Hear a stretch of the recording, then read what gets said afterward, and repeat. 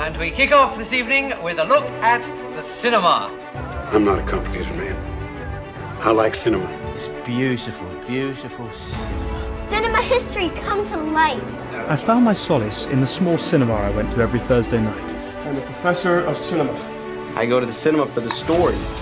There was no competition between the cinema and seminar. I mean, it's not within the realm of conventional cinema. And now, here's Pace and Johnson with a cinema review.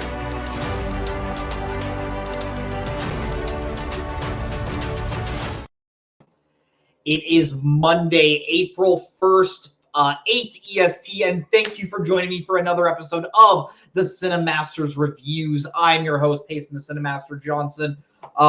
Hope everyone's enjoying a nice April evening. We only have one review tonight. We have Godzilla times Kong, The New Empire. Godzilla times Kong, Godzilla X Kong. I don't really know how it's supposed to be pronounced, but nevertheless, we are going to be reviewing it. So I say we jump right into our review today. Probably going to be a shorter episode just because it is just one review and just me, but you know what? I have some things to say about this movie. Godzilla times Kong, A New Empire, directed by Adam Wingard. He was the one who directed 2021's Godzilla vs. Kong. This is the fifth movie. This is technically the second Godzilla Kong movie, but the fifth movie in this monster universe. We've had two Godzilla movies, one solo Kong movie, and two Godzilla and Kong movies. This one takes place right where the first Godzilla vs. Kong movie left off, where Godzilla and Kong are now sort of, they're not allies, but they are not enemies anymore because Godzilla has agreed to watch after the surface. So if any giant monsters attack Earth, Godzilla will be the one to look after that. And if you saw Godzilla vs. Kong, you would know that in this world, the Earth turns out to be hollow. Sure. And Kong has agreed to watch after the Hollow Earth. So both of these Titans, known as the Alpha Titans, essentially have their own domains that they are the ones looking after.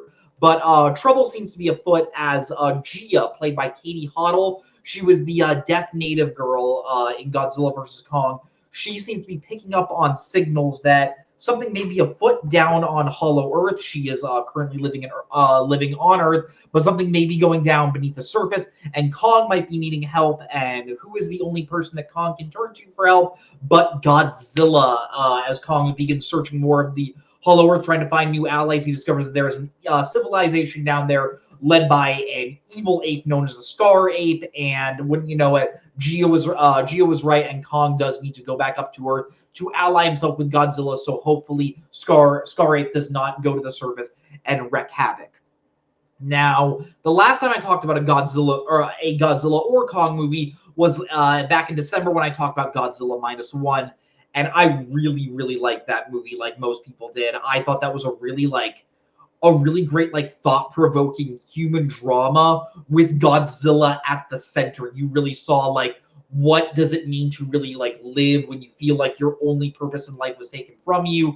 The movie is following a kamikaze pilot who lived, and when he did live, he ended up seeing Godzilla, and then Godzilla eventually comes to attack years later. I think that was a really, really great movie. I'm really happy it ended up winning the Oscar for Best Visual Effects. Godzilla times Kong, The New Empire is not that movie. It is not trying to be that movie. This is a movie that knows exactly what it is trying to be, and that is having two monsters team up to fight other giant monsters. And while I definitely do think I have a preference for what I do enjoy seeing, especially in theaters, especially embraced by different audiences, I will also admit I do think there is something of value to both types of movies. And that is something that I do want to give Godzilla times Kong, the new Godzilla times Kong, credit for, and that is it knows exactly what it is trying to do, and it isn't a bad thing. I don't think when Adam Wingard was making this movie, I don't think he thought, okay, I'm making high art, or I'm making a movie that is going to be giving you thought-provoking ideas or interesting, super interesting character dilemma. And I don't think that's necessarily a bad thing. Sometimes as an audience, as the movie-going audience, we sometimes just want a nice, fun movie that we can just go. I don't like the term turn our brain off because that makes it seem like you are watching the movie and you are putting yourself in a dumb space of mind. I don't think you need to turn your brain off because I think the brain can also enjoy just high octane action, which I think this movie gives. It just doesn't have like that really thought provoking character drama at the center.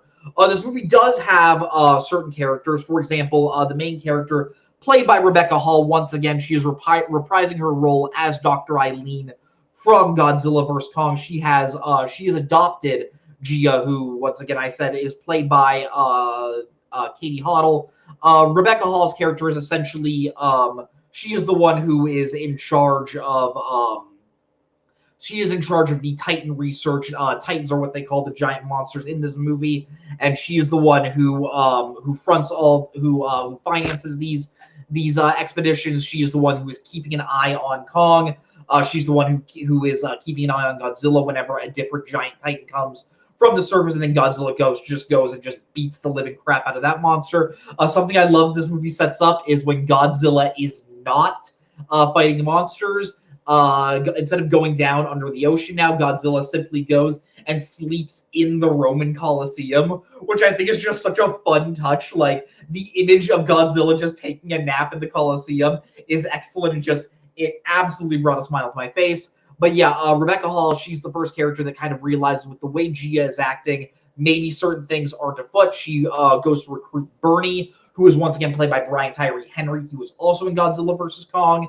And he is kind of like this conspiracy theorist that was proven right in the last movie that giant monsters are out there. And Eileen is also accompanied by a character by the name of Trapper, played by Dan Stevens. And I kind of love this character because he is exactly what these types of movies need, where it is just silly beyond belief.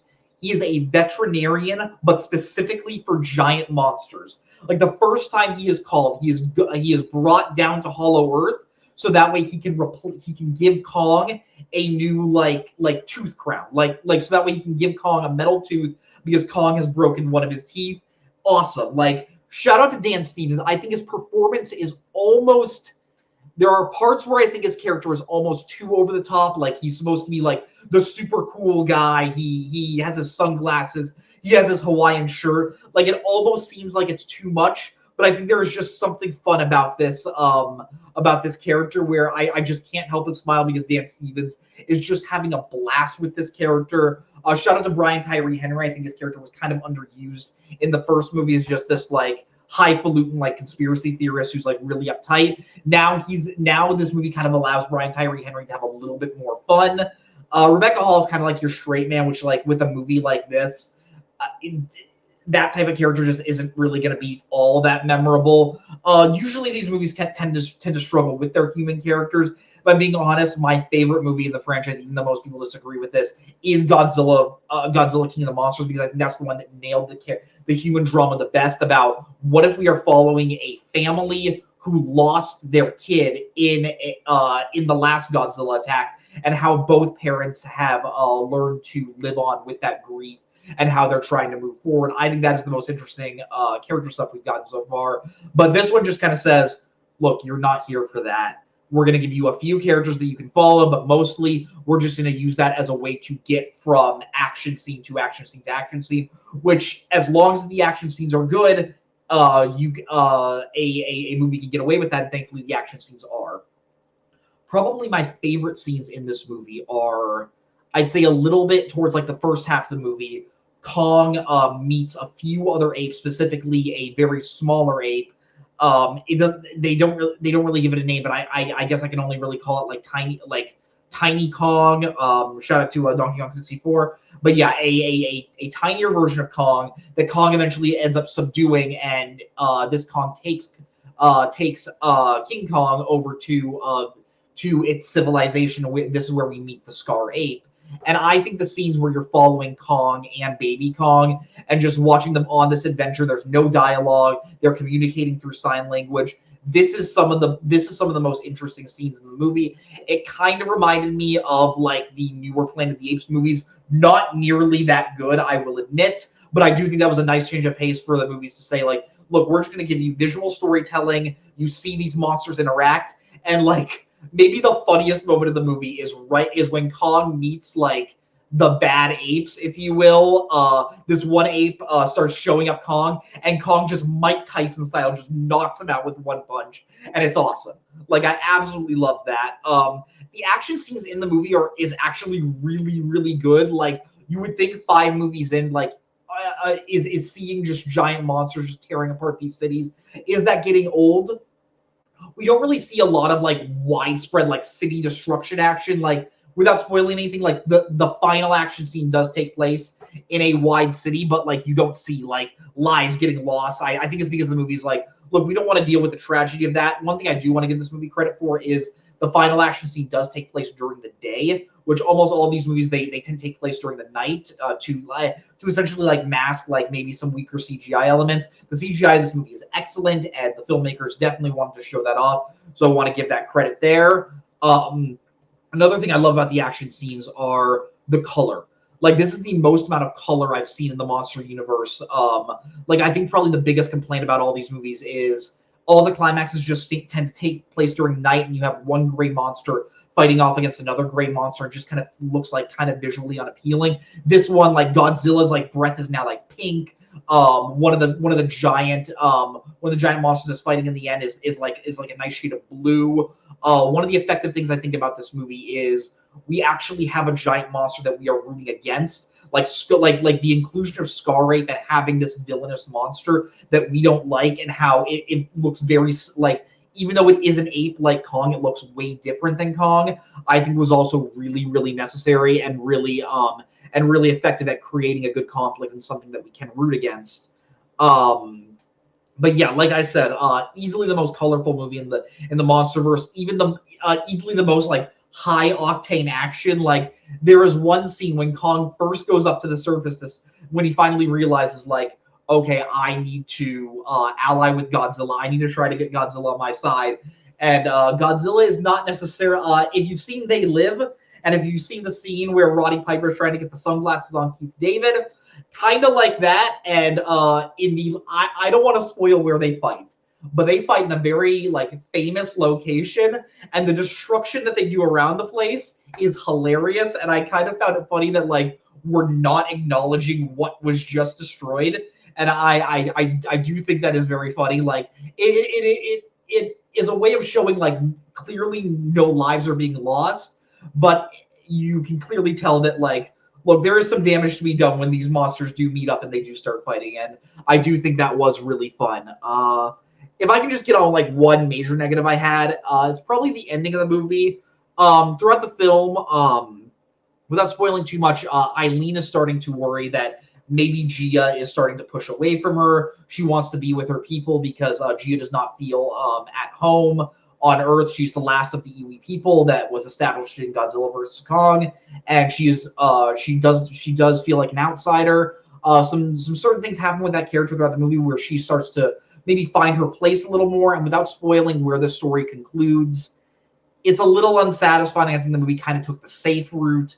I don't want to penalize this movie too much for taking the safe route, because like this movie isn't trying to like break any new grounds. Just trying to you are walking in this movie just to have a giant monster movie and seeing that action. I think that movie does deliver that in really great ways, but I don't know. I still want like decent human drama, and I think that was like, okay, that was a little disappointing. And like the movie had an opportunity to do something really different and really go like take a chance there. And I think the movie kind of took the easy way out. But yeah, overall, I think Godzilla times Kong, A New Empire was a solid movie. I'm just gonna head into the final scores now. We rate movies here on a scale of 0 to 10 videotapes, 0 being absolutely abhorrent, 10 being absolutely astounding. If I were to rate this on a scale of 0 to 10, I know I was really like, it sounded like I was like really hyping the movie up, which I was, and like I'm gonna give it like a super high score. I'm still gonna go maybe a little lower than you would think, but I'm still gonna go fairly high. I'm gonna give a solid 7. I think this is a movie that aims to be a 7 out of 10 and hits that 7 out of 10. But even though it's doing everything it's trying to do, I still can't go like an 8 or a 9. But it is a solid 7. And if this seems like a movie that you are going to want to see, where you just want to see giant monsters just fighting each other, I think this is a solid movie. I think of the 5 Monster Universe movies, I think I don't like it quite as much as Godzilla King of the Monsters or Kong Skull Island. but I like it more than 2014's Godzilla and Godzilla versus Kong, because mainly I think of all the monster movies, I think this is the first one where Adam Wingard knows exactly what type of movie he's trying to make and is just trying to have fun and give you something you have never seen before. And hey, if I have a movie where Kong like hits a Goldberg-style jackhammer on Godzilla, that is a win in my book. Without spoiling anything about the final battle, we set up in the movie that down in Hollow Earth, the gravity is a little different. That is all I'm going to say there. If you are going to see this movie, if you have any interest in seeing this movie, see it in theaters, see it in the biggest screen possible, see it with as many people as you can, because it does feel like event cinema, like blockbuster event cinema in the best way possible. Yeah, Godzilla times Kong: New Empire, really, really solid movie. But yeah, that does actually bring us to the end of our show. Once again, like I said, only one movie this week, but exciting review. I hope you enjoyed it. Remember to like this video and subscribe to the video store. We put out a lot of great content every single week. I will be back next Monday. I'm going to be reviewing Monkey Man, Dev Patel's directorial debut, as well as the first Omen, the newest entry in the Omen franchise. Thank you so much for watching this week. Remember, once again, to like and subscribe to this video. And as always, watch more movies. And the award for most vapid film review of the century goes to... Okay, movie review. Okay, I thought it was beauty. And he's now in cinema hell, where one day we'll all be reunited. This is me at the Regal Cinema crying as I did through much of the film.